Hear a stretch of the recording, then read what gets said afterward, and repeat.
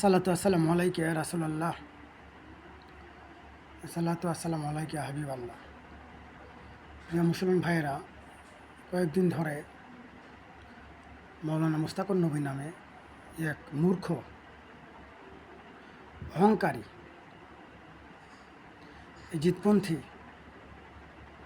অলিয়া উলিয়া বিদ্বেষী এক আলেম খাজা বাবা সম্বন্ধে অনেক অজ্ঞতাপ্রসূত মন্তব্য করে আসছেন।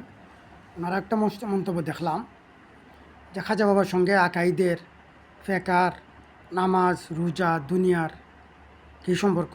খাজা বাবার কথা হাদিস উল্লেখ নাই, তাফসিরে জালালাইনে উল্লেখ নাই, এখানে উল্লেখ নাই, সেখানে উল্লেখ নাই। আরে বন্ড বেটা, বেককল মানুষ, ভূগঞ্জের ভাষা হয়ে খাটি বেককল, আধা পাগল মানুষ। তোমার এই ভারতবর্ষে ইসলামটা আনছে কেটা? ইসলামটা তো আনছে ওই খাজা বাবা সৈয়দ মঈনুদ্দিন চিশতি। সম্মান করে তারে আমরা বাবার জায়গার স্থান দেয়। আমাদের রুহানি বাবা খাজা বাবাই আনছুই। খাজা বাবা তো ভারতবর্ষে আইয়া ফেকা প্রচার করছেন না, আইয়া লা ইলাহা ইল্লাল্লাহ মুহাম্মদ রাসূলুল্লাহ প্রচার করছেন। এবং এই প্রচারের উৎসটা আছেন ওনার আল্লাহ প্রীতি এবং অন্য একজন আল্লাহর ওলি, আল্লাহর খুবই শক্তিশালী, পাওয়ারফুল নৈকট্যপ্রাপ্ত। শুধু ওলি নন, সকল এলি আল্লাহকে পাওয়ার দেন, ওনাকে পাওয়ারও দিচ্ছেন আল্লাহ। আল্লাহ রসুলও ছিলেন, নবীর বংশের লোকও ছিলেন। খাজা বাবাকে দেখিয়েই ভারতবর্ষের লোকজন ইসলাম ধর্ম কবুল করছে। ফেকা দেখিয়ে না, কোরআন শরীফ দেখিয়ে না, রোজা দেখিয়ে না, নামাজ দেখিয়ে না, খাজা সাহেবকে দেখিয়া।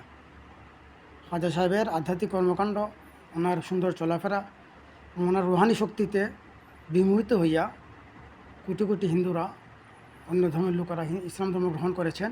এবং ইসলাম ধর্ম গ্রহণ করার পর উনি কলমা, নামাজ, রোজা শিক্ষা দিয়েছেন। মোট কথা ভারতবর্ষে নামাজ, রোজা, হজ, জাকাত, আকাইদ, ফেকা শাস্ত্রের, কোরআন শরীফ, হাদিস শাস্ত্র সব খাজা বাবা নিয়ে এসেছেন। তোমার মতো মোল্লা মৌলবীরা নিয়ে আসে না, তোমার মতো আধা পাগল, অর্ঘ, মূর্খ, ভণ্ড, মুনাফিকরা নিয়ে আসে নাই। আমি এই জন্য বললাম যে তোমার চাইতে বেশি আমল আজাজিল করেছে। পরে আজাজিল অহংকারী হয়ে কে উপাধি পেল? বালাসে উপাধি পেল, অহংকারী উপাধি পেল, ইবলিস উপাধি পেল। তুমিও সেই রকম বর্তমান আমাদের আলহামদের জগতে তুমি একজন ইবলিসের তালিকায় তোমার নাম উঠলো। তুমি একজন ইবলিস, তোমার কোনো চিন্তা করার ক্ষমতা নাই, তোমার কমন সেন্স নাই। কোরআন শরীফে বলা হয়েছে এই কোরআন চিন্তাশীলদের জন্য নিদর্শন স্বরূপ। তোমার মধ্যে চিন্তা করার ক্ষমতাই নেই। আরে বেটা, এই ভারতবর্ষে ইসলামে আনছেন খাজা বাবা। নামাজ, রোজা, হজ, জাকাত, আকাইদ, এই হাদিস শরীফ যাই বলো সব কিছু নিয়ে আসছেন। তুমি বলছো দুনিয়ার কী সম্পর্ক? ওনার সঙ্গে আমার দুনিয়ারও সম্পর্ক আছে। কারণ দুনিয়াতে ভালো করে চলার যে একটা বিষয়, দুনিয়াতে ইসলাম ধর্ম পালন করার যে বিষয়টা, দুনিয়াতে যতদিন থাকবো ইমান আমল করবো, এটাও বা খাজা সাহেব নিয়ে এসেছেন। তোমাদের কোনো মোল্লা মানুষ নিয়ে আসে জানাই কেমতের সঙ্গে ওনার সম্পর্ক আছে।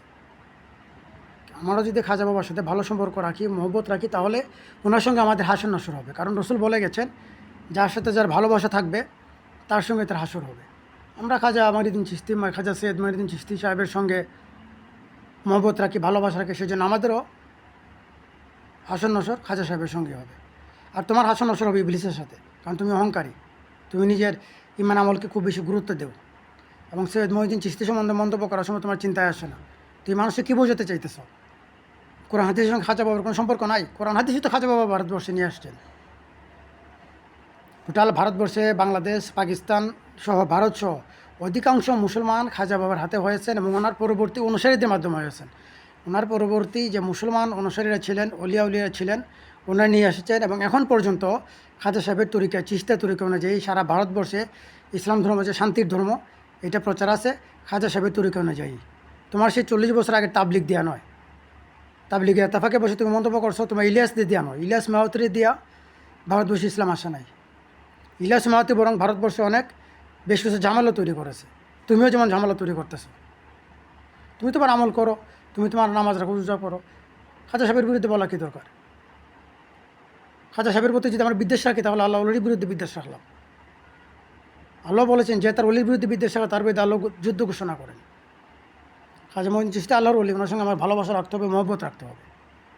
যদি বিদ্বেষ রাখি তাহলে বিদেশিদের কাতারে আমাদের নাম লেখা হবে এবং আল্লাহ আমাদের বিরুদ্ধে যুদ্ধ ঘোষণা করবেন। আর যদি ভালোবাসা রাখি তাহলে কিয়ামতের মাঠে খাজা সাহেবের সঙ্গে আমাদের হাসন নসর হবে। আমরা যতই আমল করি, ইমান করি, রোজা করি, নামাজ করি, সব কিছুর নামাজ, রোজা, হজ, জাকাত, আমল যা কিছু করতেছি, ফেকা শাস্ত্রের জ্ঞান, হাদিসের জ্ঞান যাই অর্জন করতে, সব কিছু সব গিয়ে জড়িত হচ্ছে খাজা বাবার আমল নামায়। সব কিছু খাজা বাবার আমল নামায় লিখিত হচ্ছে। কারণ তোমরা যে নামাজ পড়তেছো, আমি আমার কথা বলি না, আমার পূর্বপুরুষ সৈয়দ নাসিরুদ্দিন শিবা সালার এই তরফ অঞ্চলে ইসলাম আনছেন, তরফ সিলেটে ইসলাম প্রচার করছেন। আমার পূর্বপুরুষ সৈয়দ নাসিরুদ্দিন শিবা সালের অবদান আছে। সেজন্য আমার ক্ষেত্রে আমার নামাজ রোজা হজ জায়গা থেকে সৈয়দ নাসিরুদ্দিন শিবা সালের অবদান।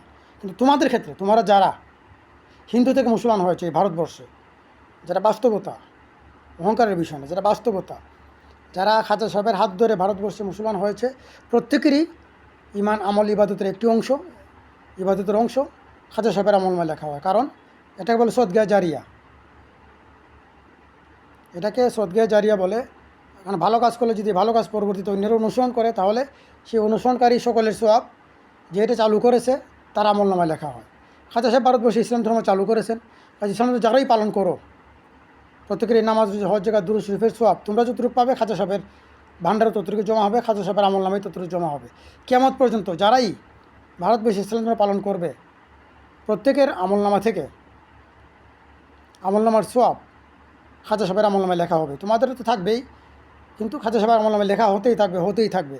তাছাড়া খাজা সাহেব আওলাদের রসুল একজন। তোমরা যখন দুরূদ শরীফ পড়ো, আল্লাহুম্মা সাল্লি আলা মুহাম্মদ ওয়া আলা আলে মুহাম্মদ, হে আল্লাহ মুহাম্মদ সাল্লাল্লাহু আলাইহি ওয়াসাল্লাম এবং তার আলে এবং তার বংশধরের প্রতিও রহমত নাজিল করো, তখন তো স্বাভাবিক ওনার প্রতিও রহমত, যে উনি আলে মোহাম্মদ, উনি মোহাম্মদ সাল্লাহ সাল্লামের বংশধর। কাজেই খাজা বাবার সম্পর্ক ভারতবর্ষের ক্ষেত্রে কোরআনের সাথেও আছে, ফেকা শাস্ত্রের সাথে আছে, হাদিস শরীফের সাথে আছে, আমাদের প্রত্যেক আমলের সাথে আছে, আমাদের দুনিয়ার জীবনের সাথে জড়িত। আমরা যে দুনিয়ার জীবনে ইসলাম ধর্ম পালন করার সুযোগ পেয়েছি, তোমরা যে ইসলাম ধর্মের দুনিয়ার জীবনে পালন করতেছো, তা খাজা সাহেবেরই অবদান। কাজেই ভণ্ড মৌলবী, মূর্খ মৌলবী, ইবলিস মৌলবী, মোস্তাকন নবী, তুমি তৌবা করো, তোমার অহংকারী ত্যাগ করো, তুমি তোমার আমলের এবং ইমানের অহংকার ত্যাগ করো। তুমি যে ইমানদার হয়েছে, ইমান পাইছো, ইমানটাও খাজা সাহেব ভারতবর্ষে আইন দিয়ে গেছেন, লা ইলাহা ইল্লাল্লাহু মুহাম্মাদুর রাসূলুল্লাহ, এটা খাজা সাহেব ভারতবর্ষে প্রচার করছেন। তোমার ইমানটাও খাজা সাহেবের প্রচারের থেকে এসেছে, তোমার ইমানেরও সওয়াব খাজা সাহেব পেয়ে থাকেন। তো শুধু তুমি ভণ্ড না, তোমার মতো এরকম শত শত ভণ্ড আলেম আছে যারা বলে না, তুমি বলে ফেলেছো, প্রকাশ্যে এসেছে, কিন্তু তোমাদের মতো কিছু ভণ্ড আলেম, মুনাফিক আলেম আছে যারা গোপনে গোপনে তোমাদের অনুসারীদেরকে তা শিক্ষা দেও। খাজা সাহেবের নাম নিয়ে যদি বাংলা শিক্ষক ভণ্ডামি করে, এটা ওর দায়িত্ব, এটা খাজা সাহেবের দায়িত্ব না।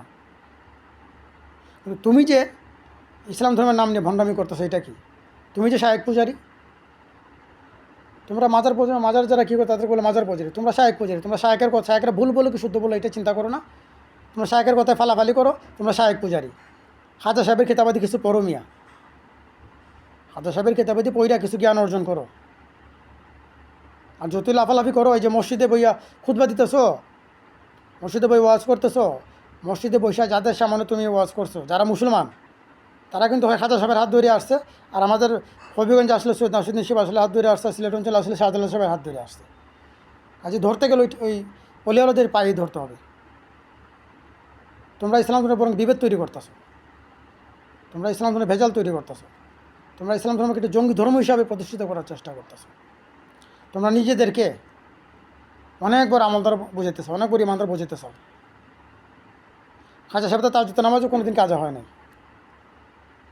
খাজা সাহেব তো দোয়া করলে যা সন্তান হয়ে যেত, উনি দূর থেকে ফু দিলে রূপ ভালো হয়ে যেত। তুমি পারবা একজন মাথা ব্যথা কমাই দিতে, আমি আল্লাহর নাম লেফু দিয়ে? হাজার হাজার বিষয় আছে, যদি ব্যাখ্যা করতে যাই তোমাদের মতো মোনাফিকের অনুসারীদের বিরুদ্ধে, মুনাফিকের অনুসারী বলছি আমি, মুনাফিকের এজিদের অনুসারীদের বিরুদ্ধে অনেক কিছু লেখার আছে। এগুলো লিখতে গেলে, বলতে গেলে অনেক ফিতনা ভাষা তৈরি হবে, অনেক সময় সত্য, অনেক সময় ঠান্ডা মাথায় বলতে হয়। কিন্তু তোমাদের মতো এজিদের অনুসারীরাই, উমায়দের অনুসারীরাই সারা পৃথিবীতে ইসলাম ধর্মটাকে ধ্বংস করতেছো। আর সারা পৃথিবীতে ইসলামের প্রচার করছেন আল্লাহর ওলিরা, এবং আগামীতে আল্লাহর ওলিদের মাধ্যমে সারা পৃথিবীতে ইসলামের প্রচারিত হবে।